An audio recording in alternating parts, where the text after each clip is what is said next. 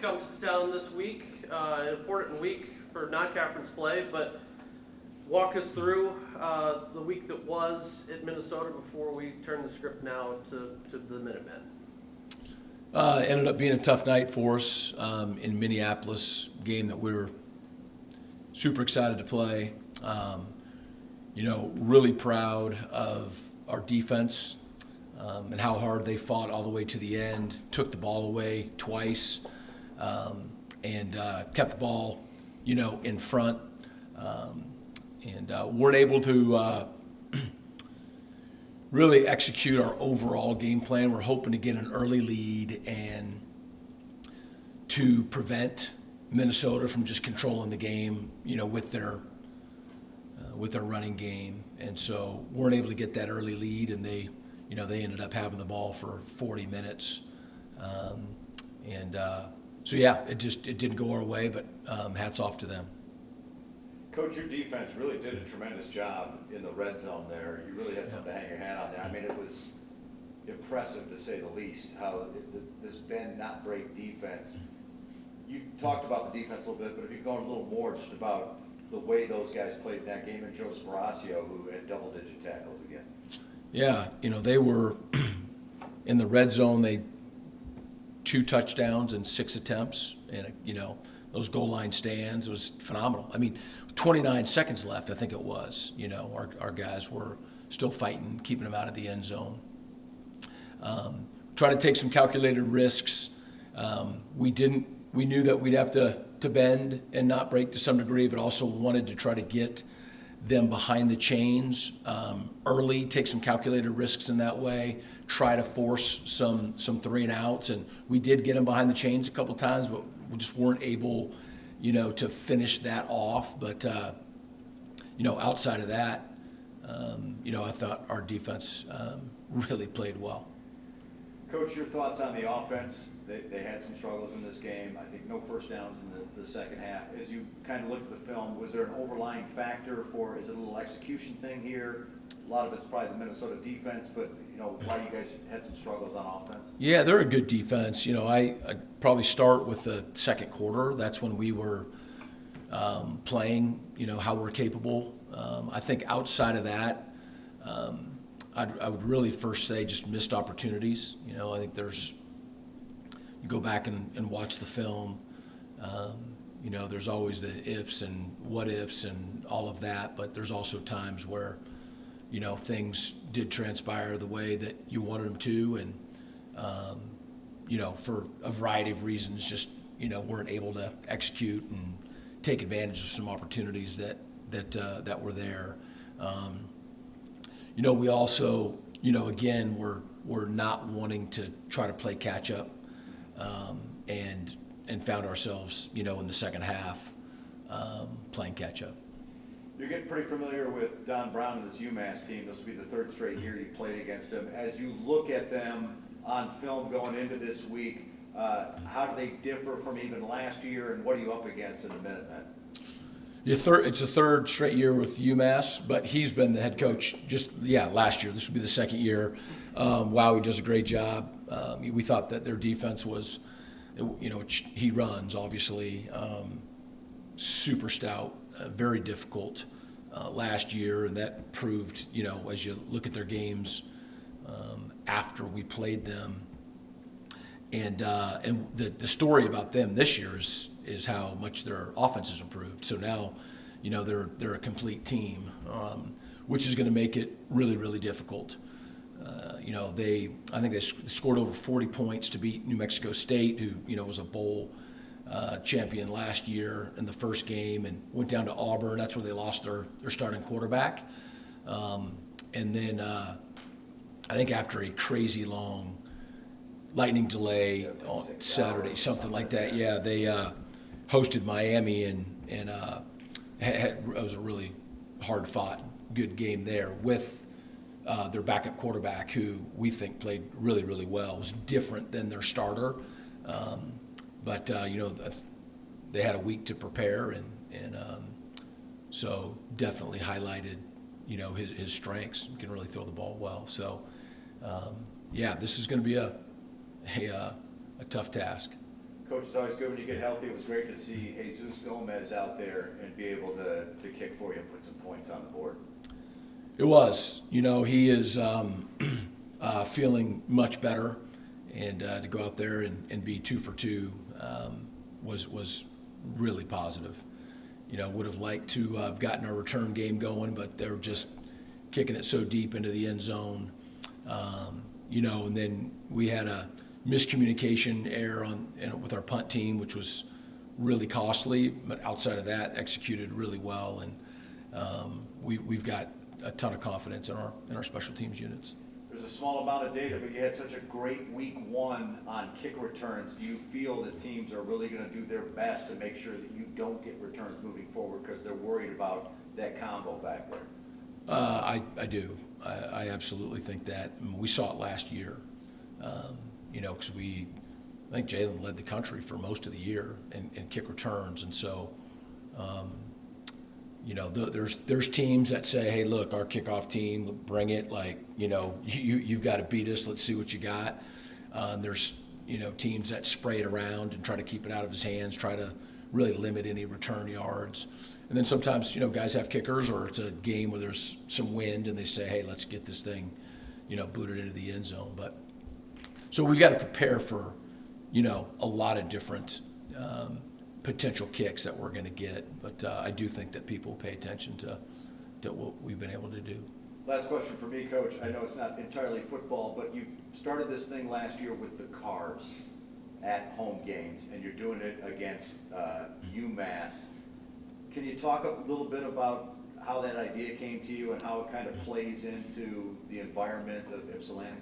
Yeah, so actually Coach Blaney brought it up and suggested it about having a car show, at the factory, on the parking lot, which we call our field. We're in the,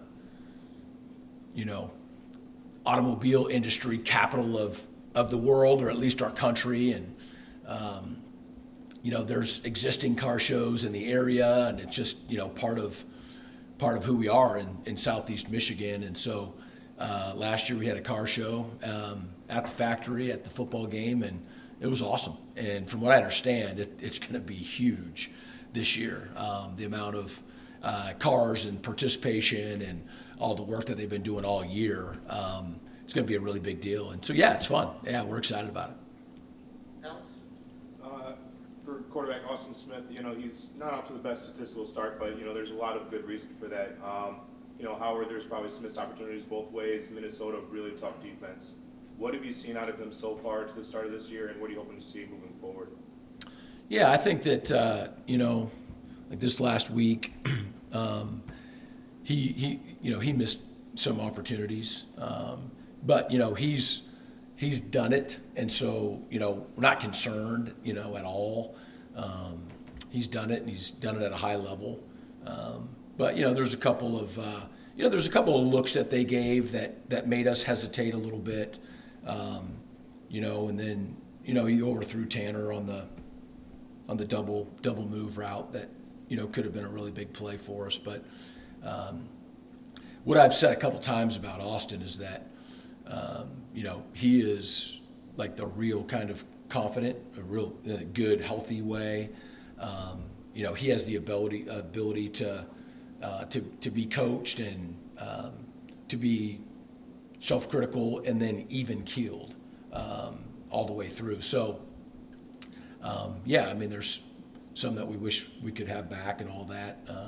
But I think that we'll see his best here this week. Cameron Smith, he seems like a guy who, he's only had 5 tackles, but, only through 2 games. He's playing in a position where you're not supposed to get a bunch of tackles anyways. But it seems like whenever your bend don't break defense is breaking a little bit, he seems like he's rushing to the ball and is at least in a good spot to make a good play. What have you seen out of him lately this year? Yeah, Cam is a great communicator first back there, especially when he's playing, our middle of the field safety, and great communicator, competitive, can really run. I mean, both he and Q, are sort of long-legged, long striders, can just take up a lot of ground. They're both long too, and can grab that ball out of the air. So we're really pleased and have known both those two. I know you weren't asking about Q, but those guys have been patrolling the back end together at safety, and they both played last year and got great experience. And so even though they're both still young, feels that we've got two experienced safeties that are really playing at a high level. Yeah, another guy who was starting to really rise last year and is playing a lot more this year. Luke Cameron, sorry. And a lot of people will remember the one play where he jumped over the line at the point of the snap to try to stop that QB sneak at the goal line. Didn't result in the way he wanted to, but just that display of athleticism, was really, really impressive in my eye. Your views on that play especially?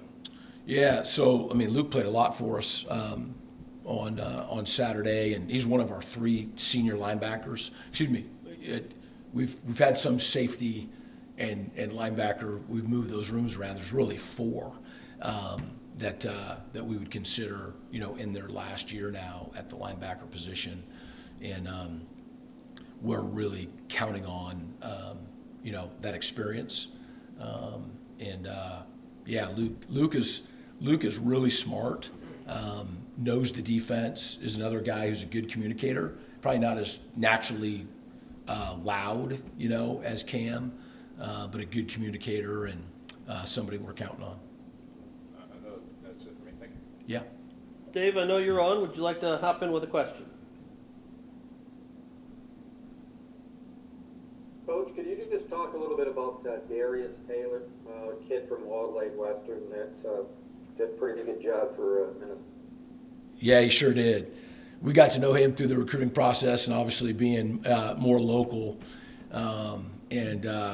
We loved everything about him. Just again through the recruiting process, who he is as a young man, and certainly how he plays this game. And they've had some really good backs at Minnesota, and they're really committed to running the football.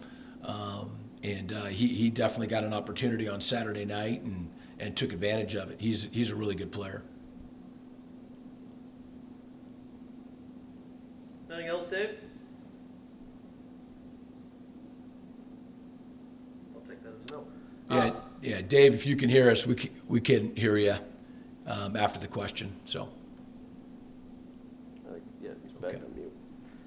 We're lucky enough to be joined by TJ Peavy today. I know he's a guy that's been a part of your program for a while, a leader, somebody that last year had the ability to speak in Boise as part of their FCA event before the bowl. Talk about the kind of leader and just person that TJ's become. Yeah, really fortunate to have TJ Peavy on our team. You mentioned leadership.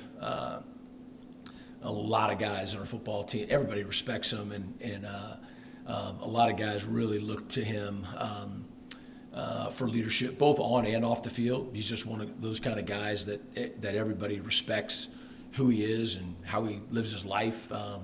He's got character down all the way to the core of his soul, and is off to a really good start. Really proud of how we played, on Saturday as well. And I mentioned some of the linebackers, we have that are all seniors, and he just brings again experience and leadership to our team, both on and off the field, and we'll be continuing to count on him, all season long. Any follow-ups? Awesome. TJ, stage is yours. All right. Thank you, Coach. Yep. Thanks. Go get it, man. Yep. Alex, I'll you. TJ, talk about the defensive effort against Minnesota. You guys did a tremendous job in the red zone, but when all was said and done, how did you feel about the way you guys played against the Gophers? At the end of the day, I like the way we played. We played hard at the end of the day. Like you said, I would say we probably gave up way too many yards, which is not our standard, what we wanted to do. But when they got in the red zone, they had chances to score. I'm proud of the way we stood up and stopped them. So, yeah. How different was it having Chase Klein back out there at linebacker as opposed to week one? Oh, big difference. It's kind of like night and day for real, for me at least. He's a vocal leader. He helped all of us out big time. When we were on the sidelines, whether it was making adjustments, whatever it may be, just him communicating, having that communicative factor helped us out in a big way. Can you talk a little bit about Daquan White? Here's a guy that's a true freshman that's playing a lot of football for you guys. Were you surprised when he came in how quickly he was able to adjust to the college game and how much he's been playing for you guys the first 2 weeks? Honestly, not at all. Not surprised at all because he's a Georgia boy. He's literally right. He lives right down the street from where I'm from. I was not surprised with his athletic ability or anything like that. As a true freshman, he was able to come in and do things that I've never seen done before. From a mindset-wise and just him coming in, being able to be locked in as he is as a freshman is truly special. So. Did he have a lot of questions for you before he committed to Eastern Michigan about coming up from Georgia and playing football up here in the Midwest? Actually, he did. A lot of the things he definitely did. I was his host when he came on a visit. And we have a lot of Georgia boys on the team, so I'm sure that was also a determining factor of why he wanted to come here as well. So, yeah. Was he concerned about the cold? A little bit. I told him, yeah, it definitely gets cold, but it's bearable. So, yeah. I know you guys are just jumping into this UMass offense and what they're going to throw at you guys, but you guys faced this team a year ago. It was actually a tough game, but your expectations of what you guys are up against in the Minutemen offense? Yeah. I would say from a defensive perspective, they throw a lot of things at you from different formations or whatever it may be. They have a new quarterback this year who's a transfer guy, who's really good. So from a defensive perspective, we're going to have to come in locked in, be ready, and be ready to stop these guys because they're going to be a lot better team than they were last year. Last question for you. You guys who talk about the standard, improving on what you guys did a year ago. You're coming off a loss, but for you mentally, how do you feel? You have everything right in front of you, but did you feel disheartened? Did you feel let down at all by what happened in Minnesota? And what's your mentality as you guys go into this next week? I would say we feel pretty encouraged right now. From a defensive perspective, I feel as if we did some things good, we did some things bad. We're going to learn off the things that we did do bad and build off the things that we did do right. And I think if we build off that coming into this week, we'll be just fine. And as a team, do the things that help us to win. So, yeah. Thank you. TJ, we already talked about the red zone stuff, but I want to bring it back just one more time. We talked about it in terms of the football, how you guys felt competitively on the field. But football is also a super emotional game. Yeah. And that I feel like has got to give you like some emotional roller coasters. Getting 6 red zone trips and having to make a bunch of stops.